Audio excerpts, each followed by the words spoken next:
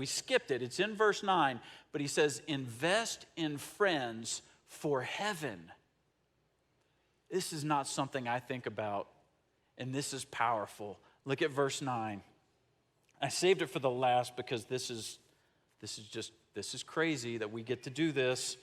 And I tell you, make friends for yourselves by means of unrighteous wealth, so that when it fails, they may receive you into the eternal dwellings. What did the unjust, unfaithful steward do? He took the money to make friends who would receive him into their homes. He was scared he was going to be homeless. He needed a place to stay. So he used the money he had access to, even though it wasn't his, to make friends for himself.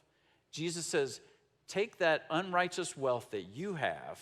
And when he says unrighteous here, he's not talking about how it's gotten, how it's gained. What he's talking about is this is worldly wealth. This is stuff that's only tied to this earth. It has no purpose beyond this earth. Jesus says, take that stuff that you've been entrusted with and use it to make friends who will welcome you in heaven.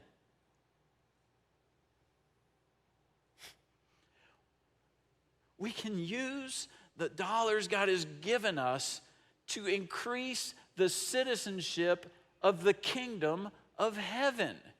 Jesus says, do that. That's the game that you want to be shrewd at playing. That's what you want to leverage your resources for. It entirely fits what Jesus has been talking about. The lost coin, the lost sheep, the lost son. It's always about the heart of the Father that's driven toward the one that's lost, the one that's separated, the one that's alone, the one that's desperate, the one that needs to be brought back home. And Jesus says, take your resources and use it to bring people home. What an opportunity. He says the steward, he got friends who could welcome him home for here. You can make friends who can welcome you home for there. Think about that. What a gift. What a privilege to use what God has entrusted to us to bring people home, to invest it in things that are focused on bringing people home.